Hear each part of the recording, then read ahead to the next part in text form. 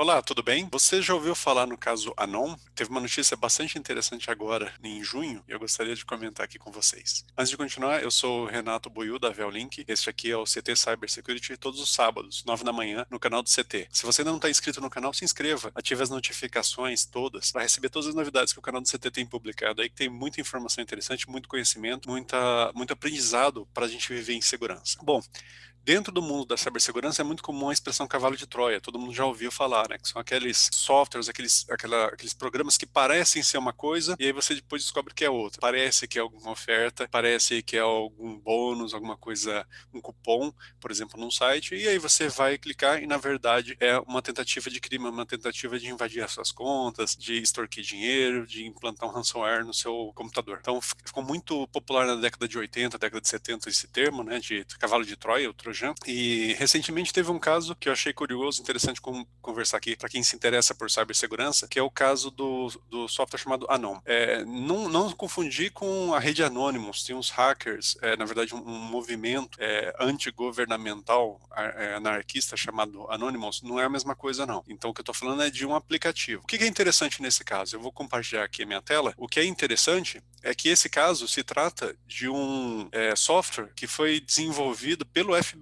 Então, a Agência de Polícia Nacional Americana, o FBI, eles desenvolveram e venderam uma aplicação chamada Anon, já pré-instalada em alguns celulares, inclusive, que tinha por objetivo fazer comunicação segura criptografada de um celular Android para outro, e por baixo dos panos, a informação era descriptografada em servidores da FBI, e aí o FBI utilizava essa informação para investigar o uso criminoso dessa aplicação. Então olha que interessante, a gente ouve falar muito em cavalo de Troia, em vírus, nessa tentativa dos criminosos de enganar os incautos, né, as suas vítimas, e aqui quem se aproveitou desse recurso foi a polícia.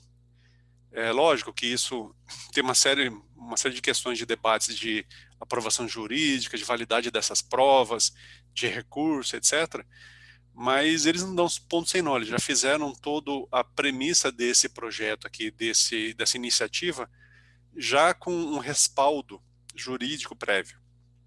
Então, foi uma operação bastante grande, né? O FBI não estava sozinho nessa, envolveu Interpol também, Europol, já vou mostrar daqui a pouco alguns desdobramentos da operação.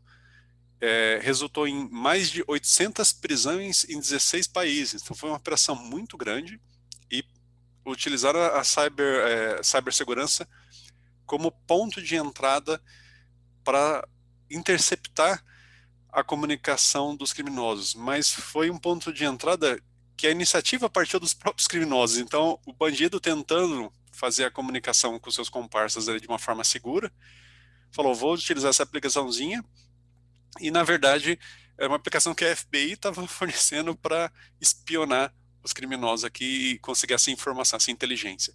E no mundo da cibersegurança, no mundo inclusive da segurança estatal, né, como é o caso da FBI, a informação é o bem mais valioso. Então não há dúvida disso.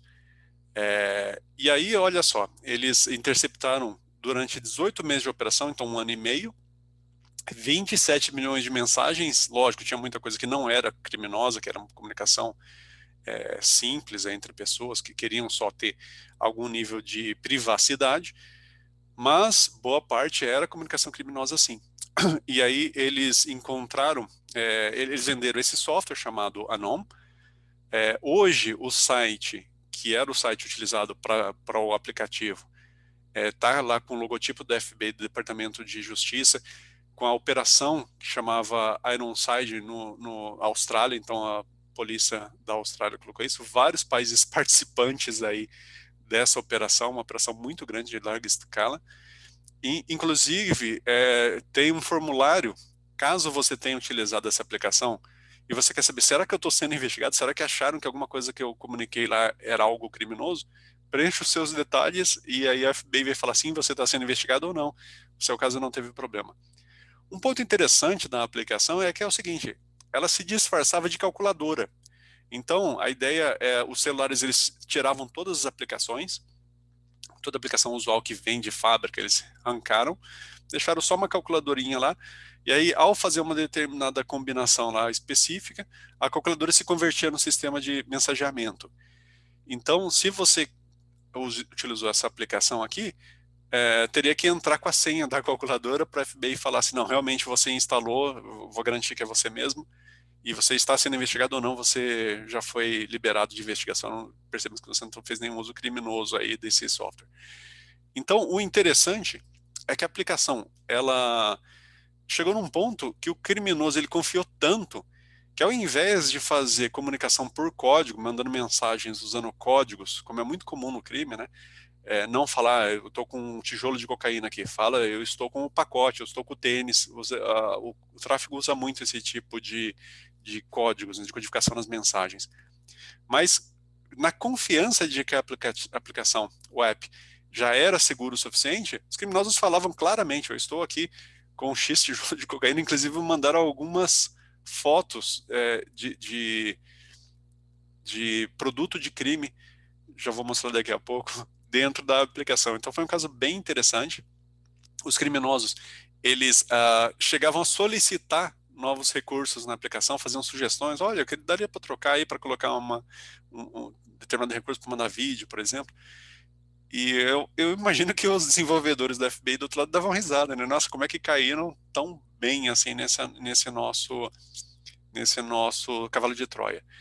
E aí, esse artigo está bem interessante aqui, o artigo desse site, explica como é que funcionava essa aplicação. A aplicação não está mais disponível, o site também mostrei para vocês, não está mais funcionando, mas um exemplo, mais um exemplo, né? Eu já falei vários aqui no programa, de caso em que o mundo físico, a investigação no mundo físico, a investigação na segurança pública, ele tem um efeito no mundo cibernético e vice-versa. Então, o FBI teve essa sacada de utilizar um cavalo de Troia dentro de uma aplicação para conseguir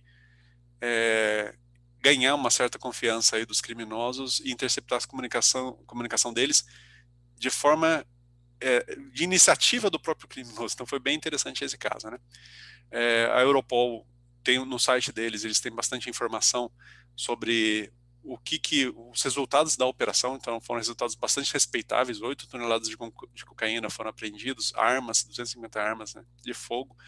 Então é realmente um resultado bem interessante, bem impressionante para uma operação utilizando um aplicativo de cavalo de Troia. Do ponto de vista assim de usuários, né, é interessante perceber o seguinte: se você está usando uma aplicação para qualquer finalidade que seja, você tem que ter certeza de onde ela foi originada.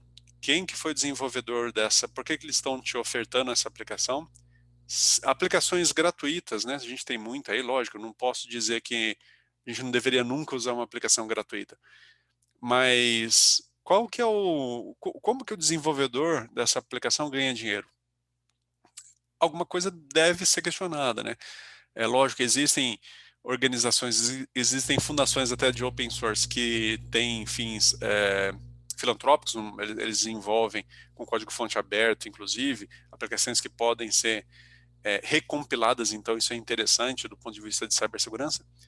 Mas nós, no nosso uso cotidiano, quando a gente instala uma aplicação sem pensar muito no celular, a gente deveria pensar por que o desenvolvedor está me dando de graça, entre aspas, essa aplicação. Então, algo a se refletir aí, né? E aí, esse site também que é bem interessante, né? Tem muitos artigos de várias áreas diferentes. Também tem um artigo bem detalhado aqui como é que funcionou, como é que foi feito a operação, que a operação chamava Trojan Shield, escudo de Troia, e essa operação fez esse site, né, a NOM, e aí explicava como é que funcionava, que tipo de oferta que eles faziam, como é que eles divulgavam esse aplicativo deles, né? E a cara do site era essa aqui, né? Era só por convite, então isso dava uma aparência de respeitabilidade, de seriedade para a aplicação. Tem muitos sites que são assim, né, por convite. E no final das contas, esse celular ultra seguro, como eles diziam na aplicação deles, Na verdade, era isso. Era um cavalo de Troia da polícia para tentar obter informações dos criminosos, e aí em vários países. Começou na Austrália, mas aí envolveu Alemanha, Países Baixos, Espanha, Sérvia, vários países que têm uma presença criminosa muito grande, né? E aqui tem um exemplo que foi utilizado depois dentro de um julgamento, de uma foto, né, de uma informação que tinha com várias caixas com cocaína e com um logotipo do Batman que a gangue utilizava aí para fazer o seu marketing, né, do seu crime, sua exploração criminosa.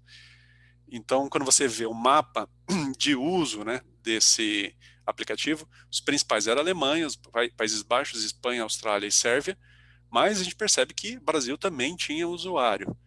Então, não necessariamente usuários criminosos, né, mas era utilizado aqui no Brasil, bastante nos Estados Unidos também, Rússia, China. Então, foi um aplicativo que foi utilizado em vários locais, em vários países do mundo.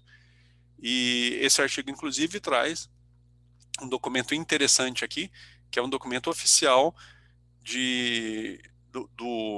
a ação penal que foi aberta utilizando as informações obtidas através desse aplicativo. Bom, então fica mais uma vez aqui, sempre falo isso, o recado de tomar cuidado com as suas informações pessoais, com as suas informações corporativas, a informação do seu trabalho, e se proteger, se educar, entender que o mundo de cibersegurança não é um mundo nebuloso, um mundo virtual que não afeta a sua vida, não. É um mundo que está presente todo dia na sua vida. Sempre que você pega um celular na mão, você está envolvido. Agora, você assistindo esse vídeo aqui no YouTube, você deveria ter preocupações de cibersegurança, você deveria ter uma postura segura para evitar invasões e dores de cabeça maiores. Aí. Bom, esse era o tema de hoje. Espero que tenham gostado. Agradeço a todos pelos comentários aí, sugestões e críticas, e fiquem em segurança. Até a próxima. Tchau, tchau.